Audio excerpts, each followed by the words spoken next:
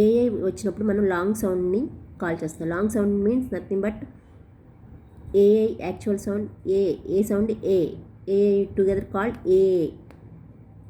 ఏని ఏగా పిలుస్తాం, దాన్ని లాంగ్ సౌండ్ అంటారు అనమాట.